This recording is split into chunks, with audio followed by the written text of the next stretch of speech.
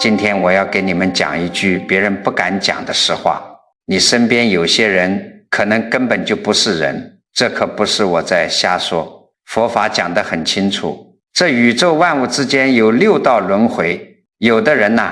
虽然披着这张人皮，但他里头的那个神识魂魄可真不一定全都是人道里头来的。你们要晓得，这人的肉身就像是一间客栈，你这辈子住个几十年，时间一到就得退房，但是住在这个房子里头的那个租客，他可是生生世世流转过来的。如果这个租客上辈子甚至连续好几辈子都是在畜生道里打滚，或者在恶鬼道里受苦，他带着那一身极重极浑浊的业力投胎到了人道，哪怕他穿上了人的衣服，学着人说话，他骨子里的那股子异类习气是绝对压不住的。咱们中华文化里有这么一句话，叫相由心生。诸位，这句话可是大智慧，这是看破世间相的一面照妖镜。神识里头藏着什么业力，这股业力就会化作气机，顺着你的五脏六腑经络血脉往外透，一点一滴的全都会显化在你的这张脸上，你的五官上，这就叫气机显相。你仔细回想一下，你这一辈子走过来，是不是有碰到过这样的人？明明没得罪他，可一靠近就浑身发毛，心里莫名不舒服。他看你的眼神像毒蛇吐信，阴冷算计，一点小事就能炸得六亲不认，占尽你所有便宜，最后还要反咬一口。为什么跟他们永远讲不通道理？因为你们根本不是一类人，你的心是人心，他的神识还停留在下三道。跟这种人纠缠，不是吵架那么简单，是被深深抽走你的福德，耗光你的阳气，最后连整个家的磁场都会被搅得乌烟瘴气。所以今天咱们就用老祖宗看透因果业力的智慧来剥开这张皮，教你一眼识破这些披着人皮的异类。这第一种也是最能败坏人福德，像吸盘一样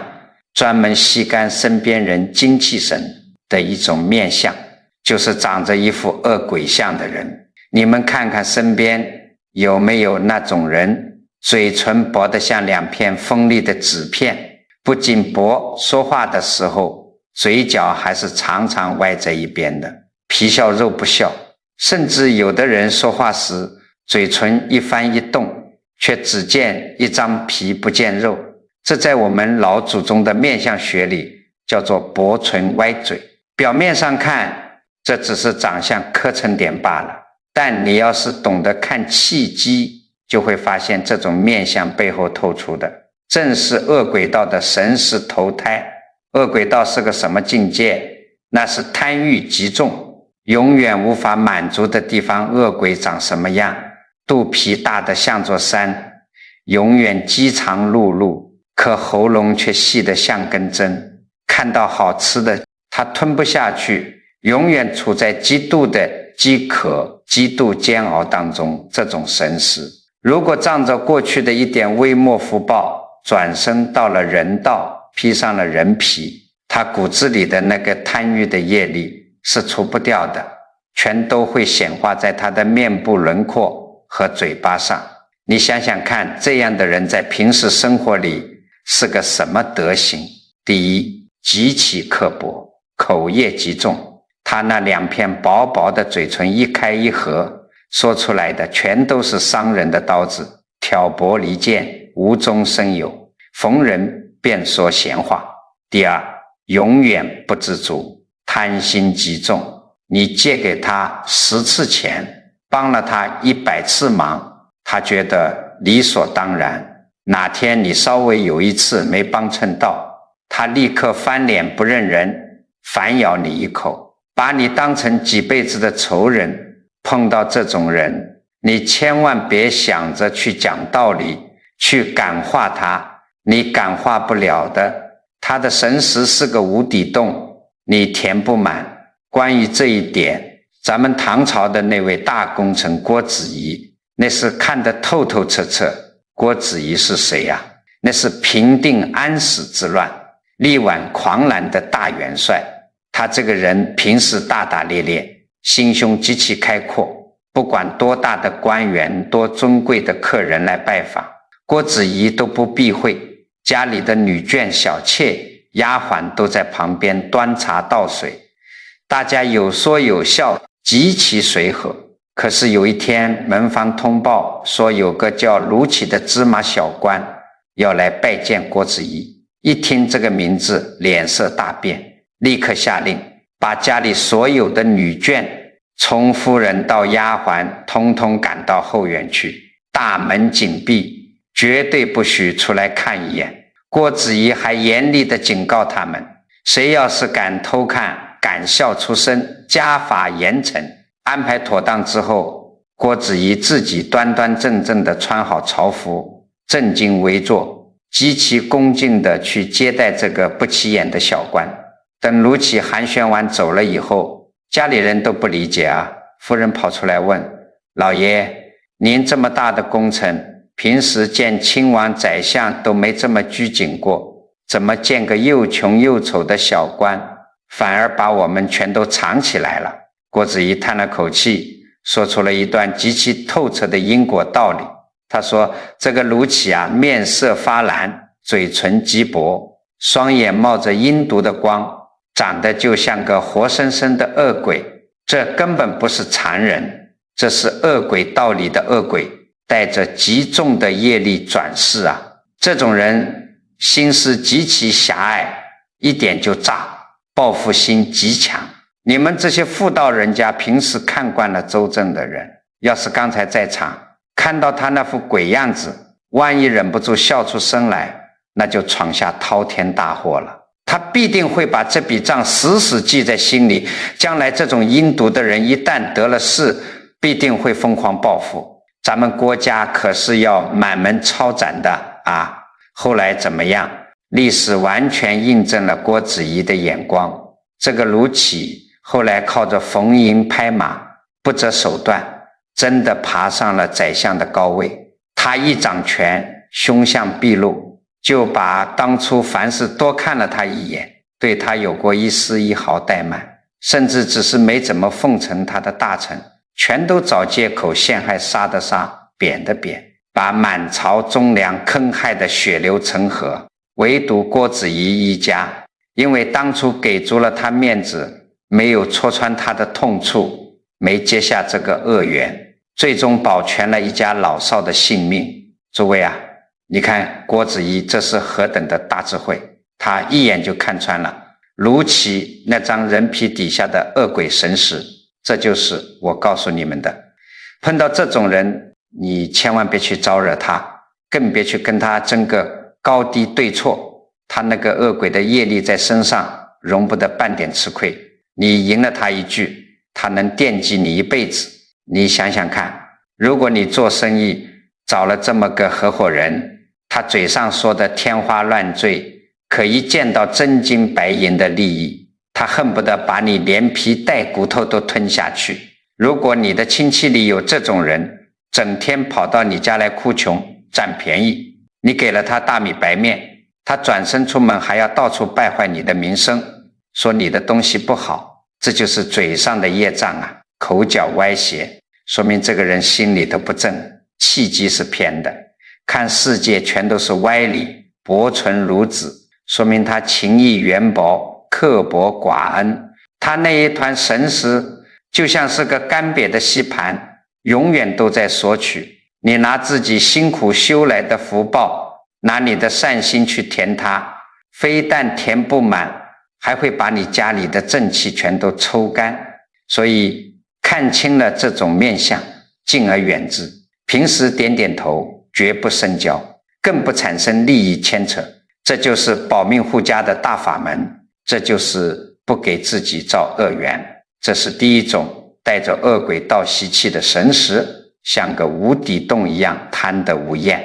那咱们再往下看，你仔细留意一下身边，是不是还有一种人身上天生就带着一股子要命的煞气，稍微有一点点不顺他的心意，他立刻就能跟你翻脸，甚至拔刀相向，闹得家里头鸡犬不宁。你仔细去看看这种人的面相，往往都是眉骨横凸，印堂发暗发红的。你们可千万别以为这仅仅是这个人脾气不好，性格急躁。我告诉你们，这根本就不是脾气的事，这是他骨子里的那个神识带着极重极重的阿修罗道习气投胎到咱们人道里来了。你们要知道阿修罗是个什么道，那是天道里头的一群好战分子，他们过去生也修过一点福报，也做过一些好事，但他们做坏事做好事全都是带着一颗极重的嗔恨心和嫉妒心去做的。什么叫嗔恨心？就是看不得别人好，只要别人比他强一点，或者稍微有一点不顺着他，他心里那团无明火就腾地一下烧起来了，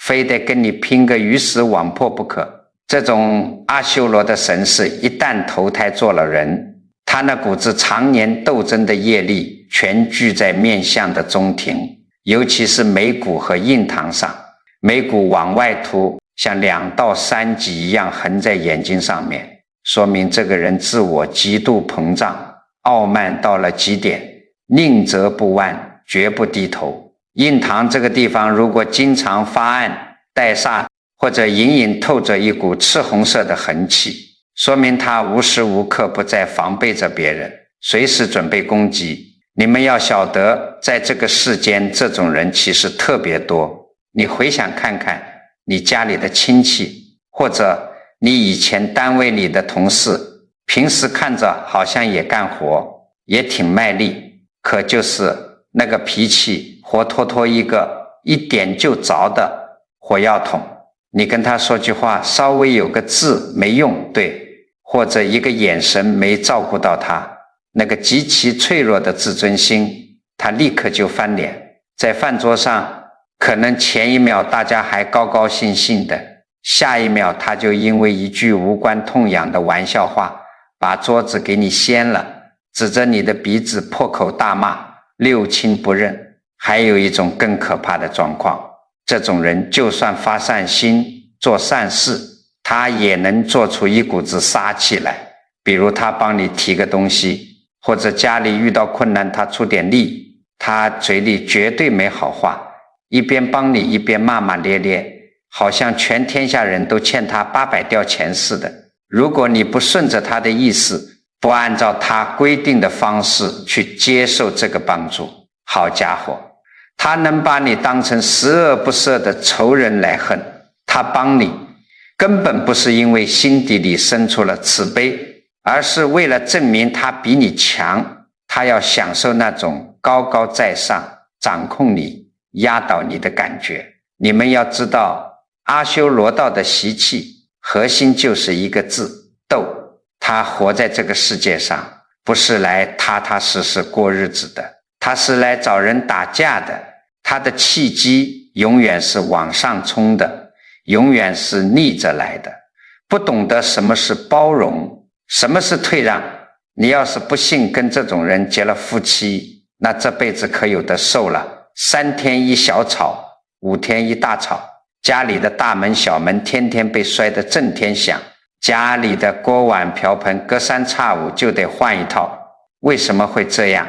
他控制不住自己呀，他那个神识里的夜风一吹，那股无明火直接冲脑门，气血翻涌，理智全无。等这阵邪火发完了，他可能也会后悔，也会痛哭流涕的给你下跪认错，抽自己的耳光。可是管用吗？一点用都没有。下次遇到芝麻绿豆大点的事，他照样又丧失了理智。这就是业力，这就是非人神识不受理性控制的恐怖之处。很多老哥哥老姐姐经常跑来跟我哭诉，说南师啊，我这辈子造了什么孽，怎么生了这么个逆子，或者找了这么个活阎王老伴。我跟你们讲，你先别急着抱怨，你能碰到他，跟他进了一家门，说明你们上辈子肯定有这笔账没算清，这就是因缘果报的牵引。但是既然你今天听懂了这门学问，看透了他这张皮囊底下的阿修罗习气，你就要学会怎么保护自己，怎么保护你们这个家。我教给你们一条铁律，绝对不要跟他硬碰硬，你跟他争论对错，那是拿肉包子打狗，在他的世界里根本没有对错，只有输赢。你今天在嘴巴上赢了他，他能恨你一辈子，迟早要在背后给你一棒子。你如果是委屈巴巴的输给他，他更看不起你，会变本加厉的踩你。所以遇到这种阿修罗习气重的人发作时，你就要像水一样。水是什么？水是最柔的。你拿天下最快的刀去砍水，砍得断吗？砍不断的。他发火的时候，你就在心里头默默地念一句佛号，或者深吸一口气，守住你自己的丹田气机，一言不发。你不接他的招，不跟他产生磁场上的对抗，他那股打出来的业力拳头就等于打在了棉花上，慢慢的他自己就觉得没意思了，这股煞气也就随风散了。这就叫以柔克刚，这也是咱们中华文化里化解恶缘最高明的智慧。你千万别被他牵着鼻子走，把你自己的心也搞成了天天暴躁的阿修罗，那你就彻底上了他的当了。这阿修罗的煞气虽然吓人，但好歹都是摆在明面上的，像个炮仗一样听个响，你只要躲着点，不跟他正面冲突，一般也出不了危及根本的大事。可是咱们今天要讲的第三种面相，那才叫真正的阴损毒辣，让人防不胜防。这种人不会跟你大声吵架，他甚至会对你笑，但他在对你笑的时候，心里已经盘算好怎么把你拆骨剥皮了。这种冷血的做派，就是咱们老祖宗相术里常讲的蛇鼠之眼，这背后藏着的是极度可怕的畜生道生死。畜生道是个什么生存法则？那就是彻头彻尾的弱肉强食啊，在那里面没有情义可讲，没有道德可言，只有吃和被吃，只有为了抢一口肉保一条命而进化出来的极度自私和狡诈。当这种神识带着这股阴寒的业力投胎到了人道，哪怕他穿的西装革履，打扮的再人模狗样，他的眼睛也是绝对藏不住的。你们仔细去观察这种人，你看他的眼睛完全没有温度，像两块冰窟窿一样往外冒着寒气。这还不算，最要命的是他看东西看人的时候，那眼珠子总是不自觉的滴溜溜乱转，左顾右盼。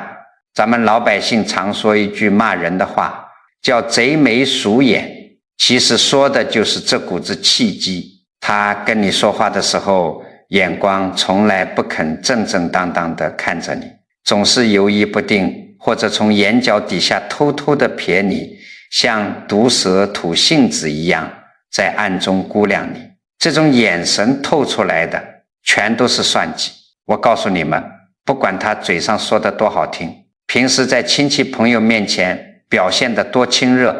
多仗义，他心里每时每刻全都在盘算一件事，你能给他带来什么好处？如果把你卖了，他能赚多少真金白银？给你们翻翻咱们老祖宗留下的正史记录，讲一个历史上最典型的人物，汉代那个篡了汉室天下的王莽，你们总都听说过吧？正史里头是怎么记载王莽这个人的长相的？清清楚楚的4个字：人目虎吻。什么是分目？人就是猫头鹰，你晚上去看看猫头鹰抓老鼠，那个眼神忧虑忧虑的，极其阴寒恶毒，死死盯住猎物不放。虎吻就是嘴巴像老虎一样贪婪残忍。咱们老祖宗看相，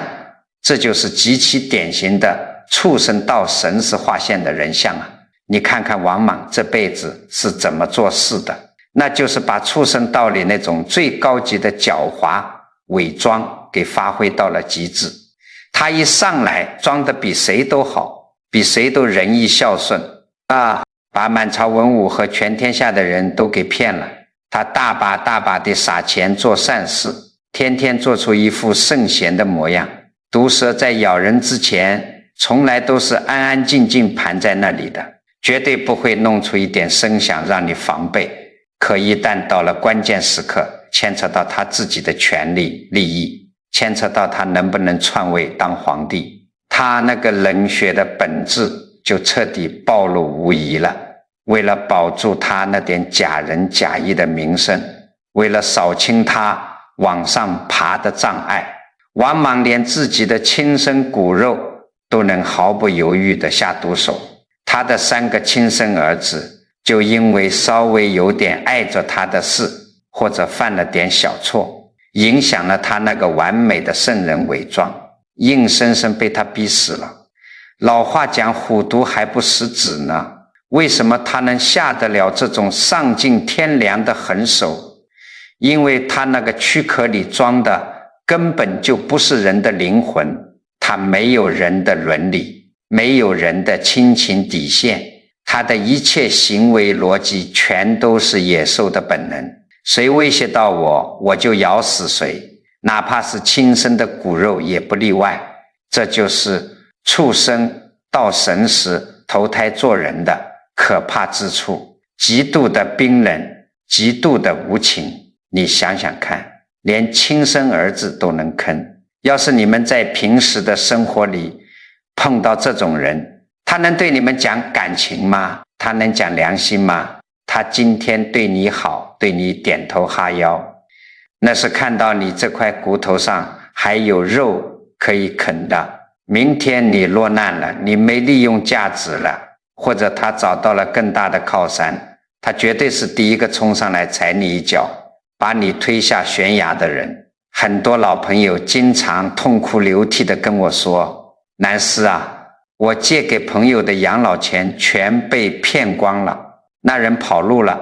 当初他借钱的时候哭得怎么可怜，怎么跪在地上指天发誓。我一问，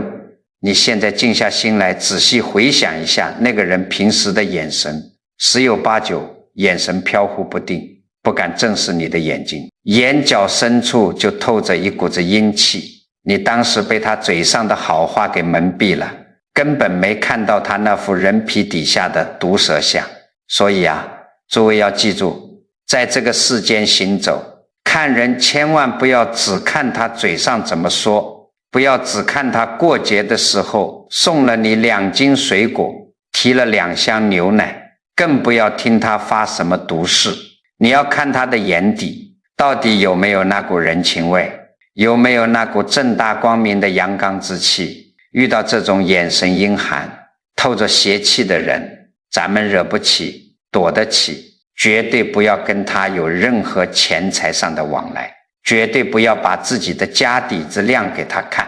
更不要跟他合伙做任何事。你离他远远的，见面打个哈哈就走，这叫护身符，这就叫保住自己家运的根本大智慧。好，咱们刚刚讲的这3种啊，不管他是怎么毒辣，怎么暴怒，怎么贪婪，好歹这躯壳里还有点喜怒哀乐，你顺着他的性子，多少还能摸着点规律。可这接下来的第4种面相，那就更邪门了。他是专门来吸你们家精气神的。你们仔细去留意，有一种人，不管外头是多大的太阳，不管家里头是多热闹的喜事，你看他的脸永远是灰蒙蒙的，透不出一丝一毫活人该有的红润血色。这还不是最瘆人的，最邪门的是他的那个笑，还有他的眼睛。他要是对你笑，你稍微注意看，那叫皮笑肉不笑，只有脸上的皮肉在僵硬的扯动，可是眼睛里像是一汪死水，连一点波澜都没有。你看着他的眼神，就像是在深山老林里盯着一截在阴暗潮湿泥潭里泡了成百上千年的枯木头，根本没有半点活人的温度。我告诉你们，这种面相根本就不在咱们前面讲的恶鬼、阿修罗、畜生那三恶道里头。那这是什么神识？咱们老祖宗的相术馆，这叫阴界游魂，或者是木石精魅投胎。佛法讲得很清楚，万物皆有灵，有些常年待在阴暗处的东西，或者是游离在阴阳交界地方的残缺神识，它没有人的七情六欲，没有温度，因为机缘巧合或者某种执念，它钻进了人的皮囊。这种神识天生就没有情这根弦，它没有人的心肝。你想想看，你生活里有没有遇见过这种人？你病得躺在床上起不来，疼得满头大汗，如果是正常人，哪怕是个陌生人，看着也得有几分不忍心吧。可是他呢，他就站在你床边，居高临下，冷冷地看着你，脸上没有一丝一毫着急上火的表情，他甚至还能用一种似笑非笑的表情，轻飘飘地问你一句：至于那么疼吗？有那么夸张吗？你听了这话，是不是觉得从头到脚浇下来一盆冰水，心都凉透了？如果你家里头哪怕是你的亲人伴侣是这种神识，那你这辈子可算是掉进万丈冰窟窿里了。这叫无情之相。你们要晓得，人之所以为人，是因为咱们心口里头有一团阳火，有一点同理心、羞耻心、慈悲心。看到别人受苦，咱们会心疼；看到别人高兴，咱们会跟着乐。可是这种人没有，他就像一条寄生在你们家里的水蛭，或者是一根死死缠在活树上的阴寒枯藤。他为什么不爱说话？为什么脸色永远是灰白发暗的？因为他里头没有阳气。他活在这个世间，维持这个肉身，靠的是什么？靠的是吸取身边亲近人的阳气和精气神。你只要跟他待在一个屋檐下，根本不用他开口骂你，也不用他动手打你，你就会觉得浑身不自在，总觉得心里头发堵，压抑的喘不过气。时间长了，你自己照照镜子，你的脸色也开始发暗了，你的身体也开始莫名其妙的生病了。家里的财气、福气就像破了个大洞一样，哗啦啦的往外流。这种人最可怕的地方在于，他会用一种极其冷漠的方式，慢慢的把你逼疯。你遇到天大的委屈，你在他面前哭得撕心裂肺，想要讨一句安慰，结果呢，他毫无反应，就像看着一出跟他毫不相干的戏。你越是崩溃，他越是冷漠，他甚至会反过来倒打一耙，用那种没有波澜的死鱼眼盯着你说：你又在发什么疯？你情绪真不稳定。诸位，这就是阴界精魅夺人精气的手段啊！他没有情绪，所以他永远像个旁观者，而你是个有血有肉的活人，你把大把的情感心力抛给他，就像把石头扔进了没有底的黑井，听不到一点回音。你的阳气，你的心血，就在这一次次的崩溃和绝望中被他吸得干干净净。等到你彻底抑郁了，身体垮了，他依然是那副面如死灰、似笑非笑的模样，甚至还会去寻找下一个能吸取阳气的目标。所以如果你们碰到了这种人，千万别指望用你的真心去捂热他。你捂不热的，你把自己的心头血熬干了，把命都搭进去了，他还是那块冰冷的死木头。遇到这种精魅之气极重的人，你们唯一的护身法门就是把自己的心门关上，把那份不该给的情给掐断。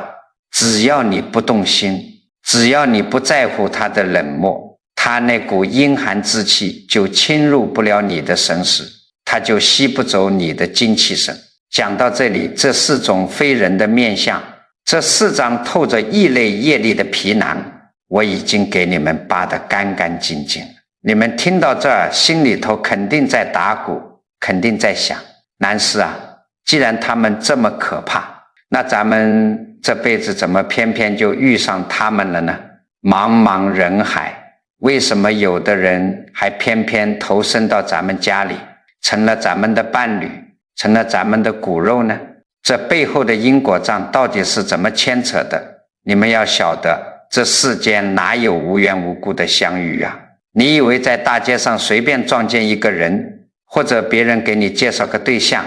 两人就进了一家门，成天在一个锅里搅马勺，这是碰巧的吗？我告诉你们，连着路边2根草挨在一起，都是前世结下的缘，更何况是成了夫妻，成了骨肉。佛法讲得很清楚，所谓报恩报怨，讨债还债。你这辈子偏偏就遇上了咱们前面讲的那4种人，偏偏还躲不开，死活要跟他在一起。为什么？因为你上辈子欠了他的，他不管是带着恶鬼的贪婪，还是阿修罗的凶煞，或者是精魅的阴寒，他化成个人形，摸着你们家的门槛进来，那就是拿着前世的欠条来找你讨债的。这个时候你被业力蒙蔽了双眼，心里头还觉得这是一见钟情，这就是夜风在吹，由不得你自己做主。我给你们讲个事，有一位王阿姨，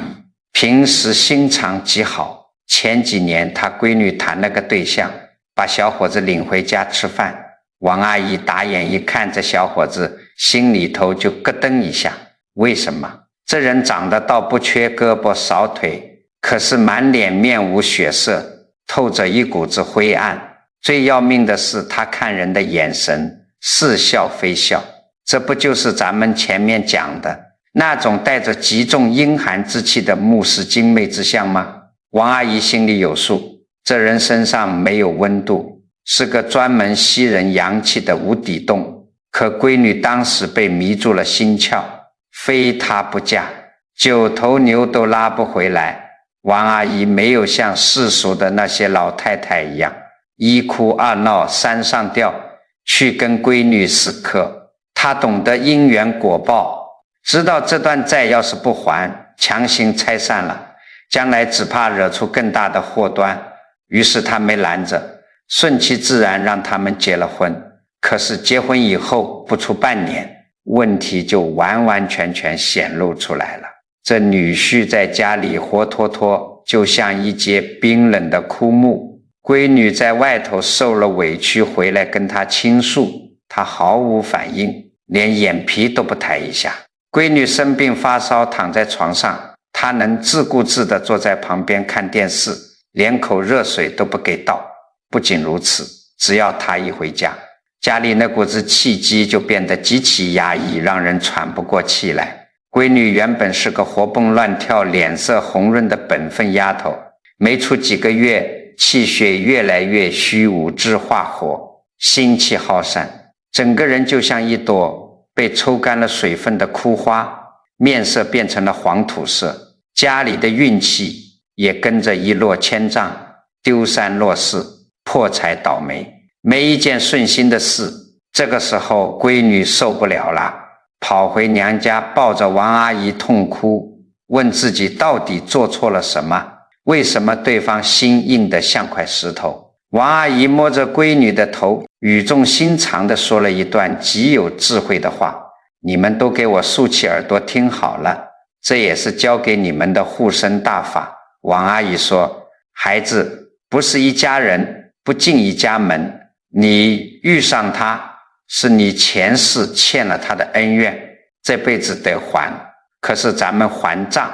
不能把自己的命给搭进去。他身上的那股子阴气是天生的业力，你用凡人的眼泪和真心是捂不热一块石头的。你越是痛苦，越是跟他纠缠，你身上的精气神就漏得越快，全被他吸走了。那该怎么办呢？王阿姨教了闺女2套咱们中华文化里极其高明的实操手段。第一套是咱们佛门里头的一条规矩，叫做摸个之法。什么是摸个？当年佛陀还在世的时候，徒弟们问他，遇到那种胡搅蛮缠、恶习极重、根本不讲道理的人该怎么办？佛陀说，不要跟他对骂，不要跟他讲理，用默然来对付。默就是闭嘴，改就是逮气，不理睬。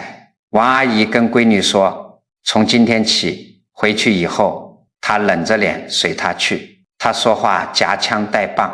你左耳进右耳出，她故意摔摔打打惹你生气，你千万别接话茬，心里头连一丝火气都不要起，该吃吃该睡睡。这个道理很简单，那些异类神识最怕什么？最怕没人搭理。他们吸取活人阳气的方式就是靠激惹你，让你愤怒，让你伤心，让你恐惧。你的情绪一波动，气机就乱了，元气就顺着这些情绪的缺口流向了它。你一旦做到摸干，把心定住，不动念，不接招，它就像一只想要咬人却咬在空气上的饿狼，它吸不到你的气，这段恶缘的锁链就被你单方面给掐断了。除了这默然之法，王阿姨还用上了第二套手段，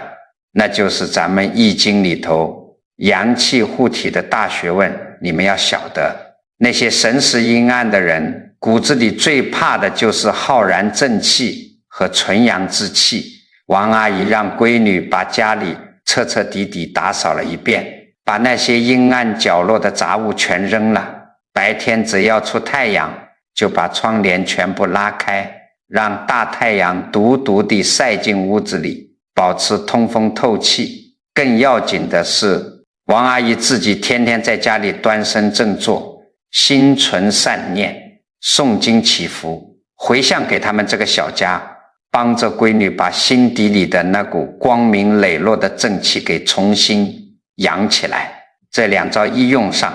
奇迹就慢慢出现了。那女婿本来是靠吸老婆的心神来滋养自己的，现在老婆用上了摸根，不搭理他了，就像个铁金刚一样油盐不进。再加上屋子里的阳刚气机越来越旺，阳光足，家里干净，他自己反倒开始受不了了。这就好比常年待在下水道里的虫子，突然被拉到了大太阳底下暴晒，他浑身上下觉得不自在，待在家里如坐针毡。没过大半年，这女婿身上的阴寒液气实在撑不住这种纯阳的环境，他自己主动提出过不下去，要离开这个家，两人干干脆脆地分了手。闺女算是从泥潭里捡回了一条命，劫后余生，精气神慢慢又养了回来。诸位啊，你想想看，遇到这种恶缘，如果你不懂得这些咱们老祖宗的智慧，是不是就在家里整天大吵大闹，互相折磨，最后闹出人命官司来？王阿姨一不吵，二不闹，用墨水守住了心神，用阳气护住了家宅，不费一兵一卒，让邪气自己退避三舍。这就叫真正的大智慧，这就叫命由心转。所以如果你身边也有这样的人，不管他是同事、朋友还是家人，你千万不要去跟他缠斗，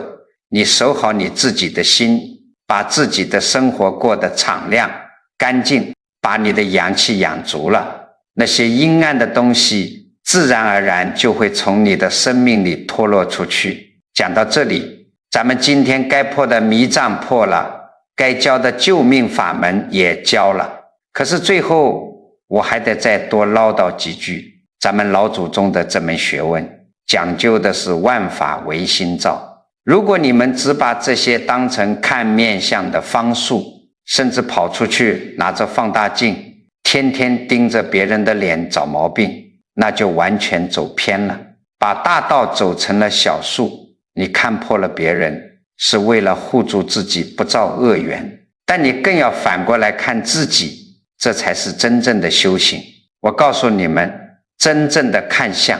不是去看别人，而是拿这4种非人的面相做一面照妖镜，天天照咱们自己的心。好了，今天这堂课讲了这么多，我知道你们年纪大了，听着听着前面就容易忘。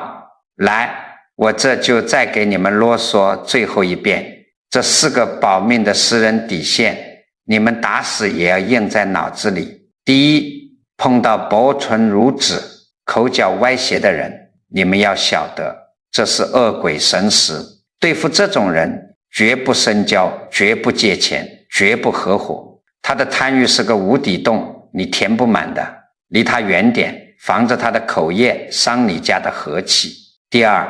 遇到眉骨横凸、印堂发暗带煞的人，这是阿修罗神识，遇到这种火阎王，绝对不要硬碰硬。他发火的时候，你就闭嘴，守住丹田气，用摸过之法以柔克刚。你一接招，就把自己也变成阿修罗了，千万别引火烧身。第三，看见眼神阴寒、左顾右盼的蛇鼠之眼，这是畜生道神识。这种人不管嘴上喊得多亲热，你立刻掉头就走，绝不露底。别听他哭穷，别信他发誓，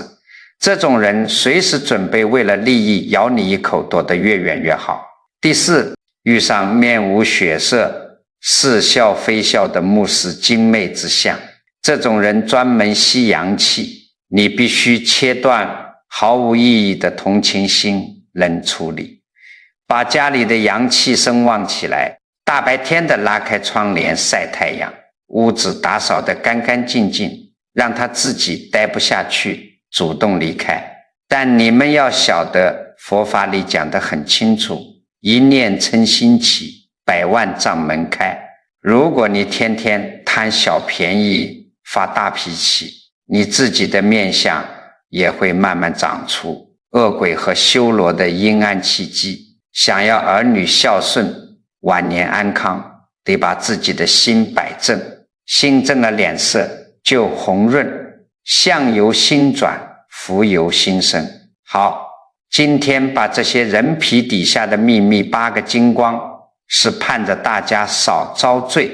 你们听进去了，就动动手指，把这堂课转发给亲戚朋友。也许你这一次分享，就帮老伙计识破了骗子，帮谁家骨肉躲开了一场大劫。这就是救人一命的法布施，这就是实实在在给子孙积阴德。如果觉得南师今天讲的有道理，请给南老师点个赞，点个订阅。更重要的是，我想请大家立刻在评论区敲下一句心存正气，百邪不侵，或者写上一句相由心转，善缘广结。老祖宗说得好，文字是有力量的，念头是有极强能量的，咱们大家把善念聚在一起，形成的大磁场不可思议。你今天留下的这每一个字，每一份善意，最终都会结结实实地化作大福报，回向到你和你的家人身上。